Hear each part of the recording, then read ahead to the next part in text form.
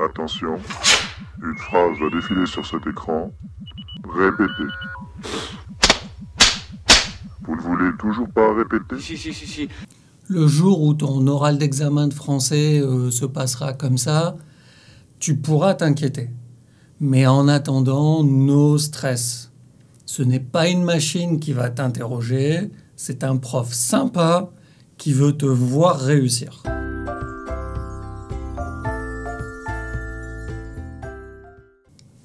Dans la dernière vidéo, sur l'épreuve d'oral à ton examen de français, nous avions vu la présentation. Aujourd'hui, on va se concentrer sur les questions thématiques les plus fréquentes que l'on peut te poser. Avant, voyons comment se passe l'oral d'un examen de français au DELF A2 et au DELF B1. L'épreuve orale du DELF A2 se déroule en 3 parties et dure environ 6 à 8 minutes. Tout d'abord, tu dois te présenter et répondre à des questions simples sur ton identité, ton pays d'origine, ta profession, etc. Et là, je te conseille de voir notre première vidéo. Ensuite, tu dois parler pendant environ 2 minutes sur un sujet choisi par l'examinateur. Par exemple, parler de tes loisirs ou de ta famille. Notre vidéo du jour. Et enfin, tu participes à un échange avec l'examinateur sur un sujet de la vie quotidienne. L'objectif est de résoudre ensemble un problème que tu pourrais rencontrer dans la vie de tous les jours. Ici, c'est important que tu montres que tu es capable de saluer et d'utiliser les règles élémentaires de politesse.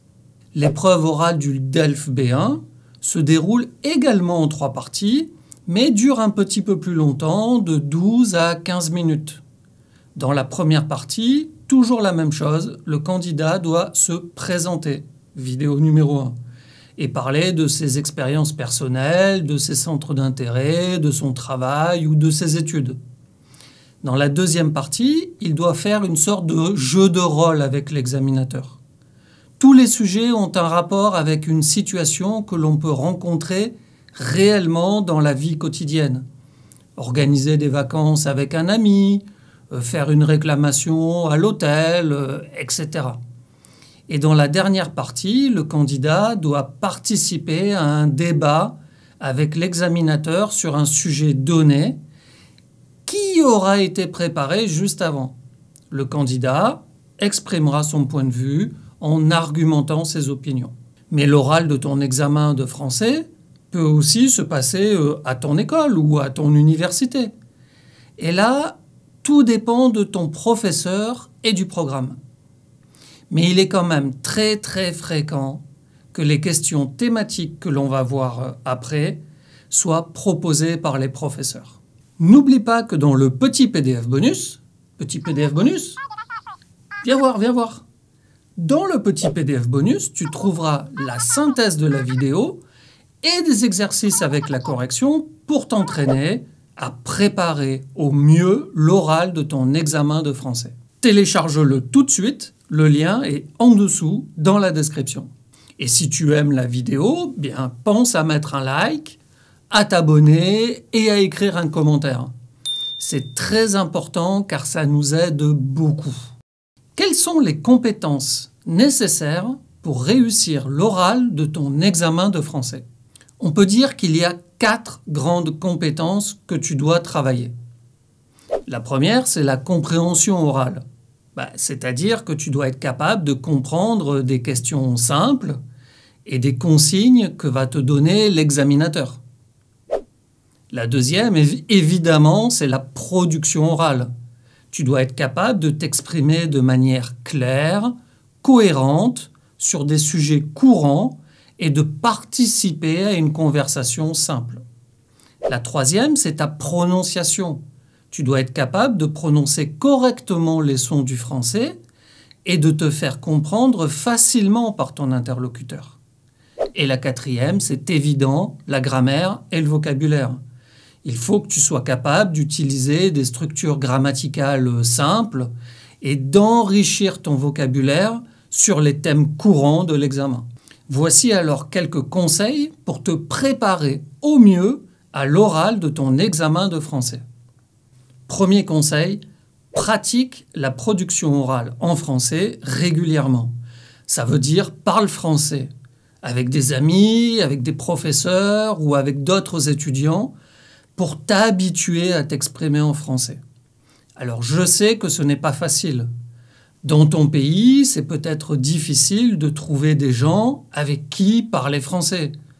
Ou alors parler français avec tes amis à l'école, alors que vous pourriez vous parler dans votre langue maternelle. Ça fait bizarre, oui, c'est vrai. Mais quand même, c'est un super entraînement. Si tu peux le faire, fais-le. Deuxième conseil, prépare des fiches de vocabulaire sur les thèmes courants de l'examen pour enrichir ton lexique. C'est super important. Le jour de l'examen, tu dois montrer que tu as appris de nombreux mots de vocabulaire et que tu peux les utiliser. Quatrième conseil, entraîne-toi à répondre à des questions types sur des thèmes courants de l'examen pour améliorer ta production orale et ta fluidité. Ça tombe bien parce que cette vidéo, elle est faite pour ça. Ça va te permettre d'avoir cet entraînement-là. Et pour finir, demande des conseils à ton professeur pour avoir un feedback sur ta prononciation, ta production orale. Est-ce que tout est correct? Qu'est-ce que tu peux améliorer? Ce feedback de ton professeur est vraiment important. Et toi, tu aimes apprendre avec des vidéos? Alors, inscris-toi tout de suite à notre newsletter vidéo sur chez-prise-chris.com et chaque vendredi après-midi, tu recevras une vidéo de Priscilla ou de moi qui te présentera 3 trucs et astuces sur le français. Voyons une sélection de questions typiques d'un oral d'examen de français.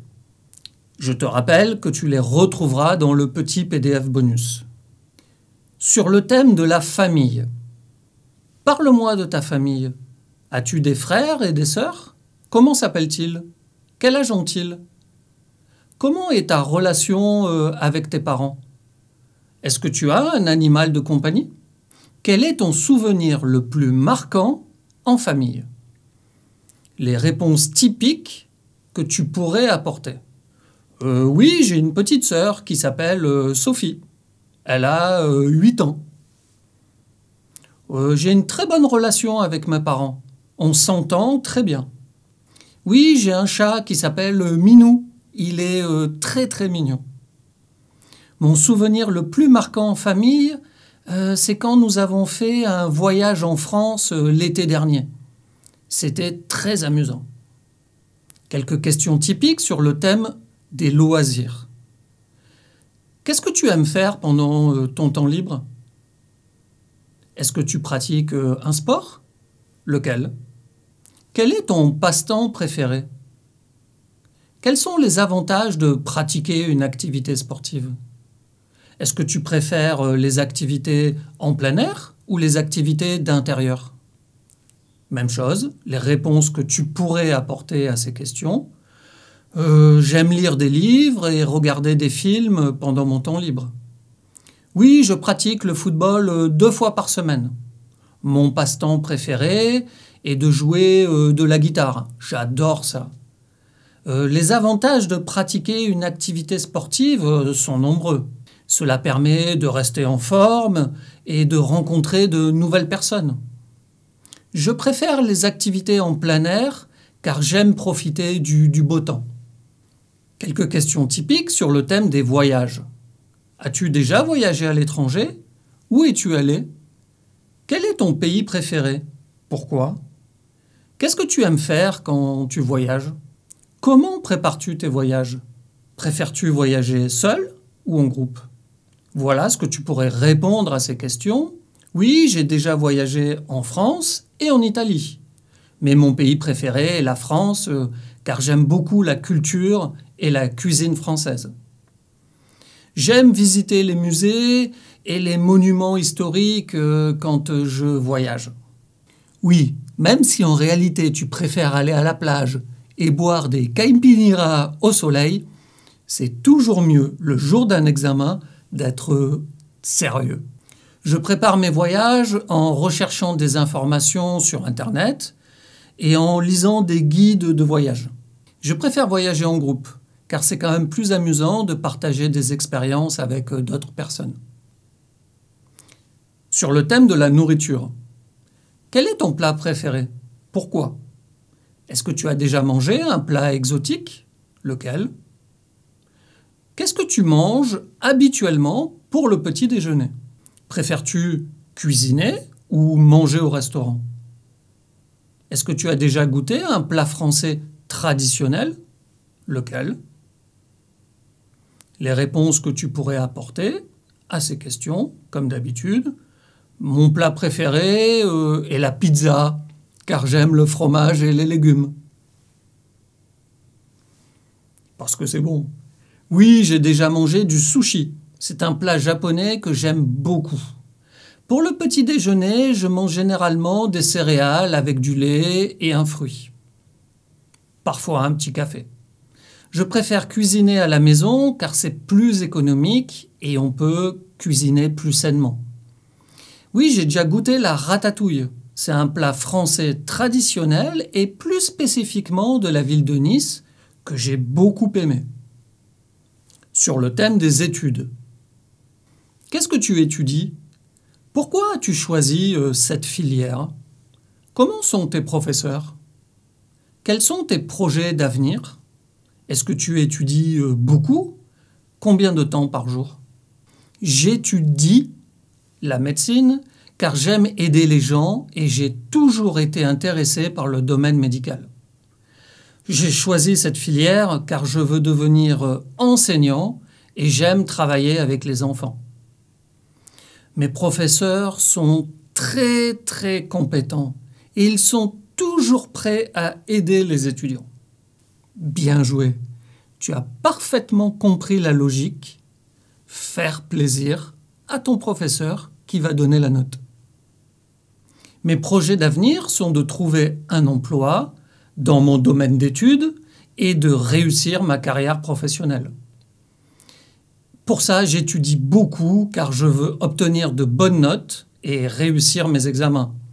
Je passe environ 3 heures par jour à étudier. Le jour de ton oral d'examen de français, il sera très important de faire attention à ta prononciation. Alors voici quelques conseils pour améliorer ta prononciation en français. Tout d'abord, la prononciation des voyelles. J'ai fait une vidéo spécifique là-dessus, mais il est important de bien différencier les sons des voyelles en français qui peuvent être très différents de ceux de ta langue maternelle. Et certains sons peuvent être difficiles à prononcer correctement, comme le U. Alors je te conseille de faire des exercices spécifiques pour chaque voyelle et de t'entraîner à les différencier. Rappelle-toi cette vidéo spécifique si tu veux faire ce travail-là. D'un autre côté, tu as la prononciation des consonnes. Parce qu'en français, il y a des consonnes qui peuvent être difficiles à prononcer correctement pour les étudiants étrangers, comme le magnifique, terrible R français, qui se prononce un peu avec un roulement de la langue, ou alors le J français, le je. Là encore, il est important que tu t'entraînes à les prononcer correctement. Ça permettra une grande fluidité pour ton examen. N'oublie pas qu'on a préparé avec Priscilla une formation qui est spécifique et complète pour que tu t'entraînes tout seul à la maison sur la phonétique française. 20 modules, c'est à peu près 10 heures de vidéo, des exercices en vidéo avec la correction en vidéo, des PDF pour que tu deviennes une ou un champion de la phonétique française. Va vite voir la formation en détail sur ce lien et qui est également dans la description. Tu dois faire attention à ton rythme et à ton intonation. Parce qu'en français, le rythme et l'intonation peuvent varier beaucoup en fonction de la situation de communication. Cela veut dire qu'il est important de t'entraîner à la prononciation avec des phrases complètes, pas simplement quelques mots, pour comprendre toutes les petites nuances de la langue française. Et enfin, il est important de t'entraîner régulièrement à la prononciation en écoutant des enregistrements de français natifs. Écoute-les attentivement et ensuite tu vas répéter tout de suite après. Et c'est pour ça qu'on a créé les vidéos French Karaoke. Va voir la dernière vidéo de Priscilla qui te raconte la vie de Coco Chanel. Après chaque phrase que Priscilla dit, tu as le temps de répéter. Écoute comment Priscilla dit la phrase et essaie de la dire exactement comme elle. Tu peux y aller ici tout de suite. Bon entraînement!